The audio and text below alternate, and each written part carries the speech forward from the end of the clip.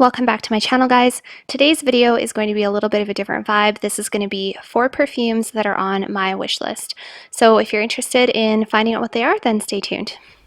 Okay, so I just have my samples sitting out here, and as you guys know, I always keep them in this really cute little Jo Malone box where I have lots of different samples. I have gifted a few of these over the last few days. I've been sending out some perfumes to a couple of subscribers who had been requesting after my blind buy fail video. As a disclaimer, I have to say, you guys, I'm sorry if I did not get back to anybody. I've had a lot of people writing me and it's been very difficult to keep up to everybody's messages, so I'm not trying to ignore you. Thank you so much for reaching out to me, and I try to get to everybody as quickly as I can. But yeah, that's where I keep my little samples in this cute little Jo Malone box. So I'm just going to put him aside for now. We'll maybe just tuck him under here. Okay, so let's start with Scandale. So you guys are all familiar with Jean Paul Gaultier Scandale. This is nothing new. However, I had only ever smelt it at the atomizer and I wasn't really in love with it. To me, it was just really, really sweet and I wasn't a fan. But the other day I was at the drugstore and they actually gave me a sample of this to try. And last night I sprayed it on myself and I actually really liked it. I'm just going to give the paper a quick little sniff here so I can refresh my memory.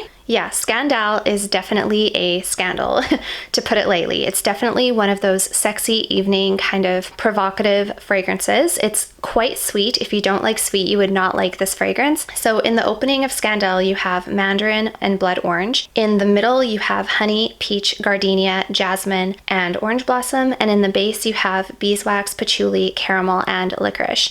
So to be honest, I don't pick up any of those notes really, except for some of the fruity notes in the opening, and then a huge dose of honey and beeswax. It's really a waxy kind of fragrance. I don't know how to explain it. On the skin, it's quite a lot different than it is on paper as well. On paper, it's still too sweet. Like, honestly, if I was to spray this on a piece of paper in the store, I'd probably walk away. I have walked away and not purchased it.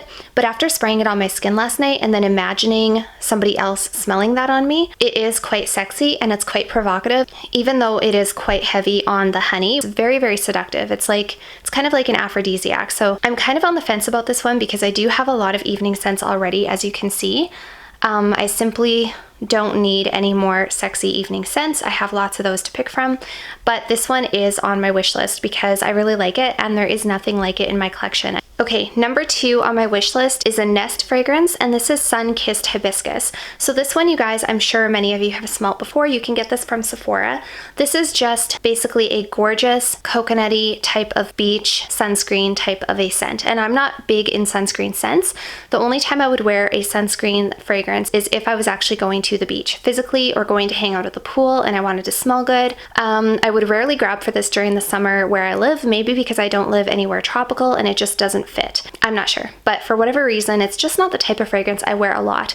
That being said, I love the scent of this. It is such a lovely sunscreen type of fragrance, and I don't have anything else like it in my collection. So I'll just read you the notes from this as well. In the opening, you have coconut and frangipani. In the middle, you have tuberose, gardenia, and orange blossom, and then in the base, you have amber. So it's a really non-complex fragrance. It's basically a floral with some coconut and then a little bit of amber to warm it up in the base. Mostly, I just get coconut and flowers, and it just smells absolutely gorgeous. Just a really, really nice sunscreen type of scent. So that is my number 2. Again, not in a hurry to get this one because I just won't wear it as often as some of my other fragrances. So that's number 2, Nest Sunkissed Hibiscus. Number 3, I have a bit more of a high-end fragrance, and this is Hermes Odom RV. And this is the Eau de Toilette. This is a sample that I actually purchased from Fragrance Net. So this is just a really nice, fresh, citrusy type of daytime, summer, and spring scent.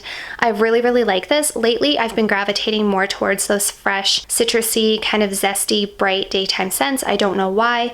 I think probably because in my collection, I do already have, as you can see, a lot of vanillas, a lot of florals, and powdery notes and things like that. I have like a craving for it, you know? It's like I need to quench my thirst with citrusy fragrances. So the notes in the Hermes, in the opening we have lemon and orange, in the middle we have amber, pink pepper, violet, and black pepper, and then in the base we have oak moss, fir, vetiver, and cedar. So a little bit of a woody base with a nice citrusy opening. So you can imagine what this smells like. It's basically just a lovely, fresh, woody type of a scent. It's just really unique. I don't have anything else like it in my collection. I'm just gonna give it another smell here so I can refresh my memory for you on camera. Yeah, it's It's really lovely, you guys. If you haven't smelt the Odom RV, and this is again the Eau de Toilette, I can only imagine how nice the Eau de Parfum is, but I don't want to blind buy because they could be very different, and this one I know that I like. This is number 3. This one I actually do have a bottle of coming. My boyfriend was nice enough to purchase it for me. How sweet is he? So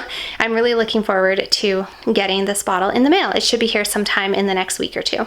So that is Hermes Odom RV, the Eau de Toilette. So switching tones here a little bit, this is more of a floral scent, and again, this one isn't anything crazy special, it's just one that I've recently smelled and I ended up really liking it. So this is Coach Floral, and this is the most floral one that I'm showing you aside from maybe the hibiscus scent. So this one is just a nice bright daytime summery floral. Again, something I don't have anything like it in my collection. Most of my florals in my collection tend to be a little bit more on the gourmand side, or they've got some powdery, some musky. Like I said, I'm trying to get some more fresh, kind of uplifting daytime kind of scents. This one is really, really nice. When I sprayed it on my hand, it was just such a lovely floral scent that I just felt was really uplifting and clean and fresh, and yeah, I really like it. So in the opening, we have orange, lemon, bergamot, pink pepper, and pineapple. In the middle, we have hedione, gardenia, jasmine, and rose. And in the base, we have patchouli, vanilla, musk, woody notes, and sandalwood. What I get most of it is just a little bit of the fresh kind of fruity opening, some bergamot, some flowers, and then it does have a little bit of a warmer woody base. And like I said, it's just gorgeous, perfect for summer, daytime, and I do have a bottle of this coming as well. I'm really excited to get it. So if you guys haven't smelt this and you're looking for a really nice daytime floral scent that's kind of uplifting, I would really recommend this one. That's it for today's video, you guys. I hope that you really enjoyed. Don't forget to head on over and follow me on Instagram if you haven't already. I do lots of scent of the days and outfits of the days and things like that. And don't forget to subscribe if you haven't already, and I will see you guys all next time.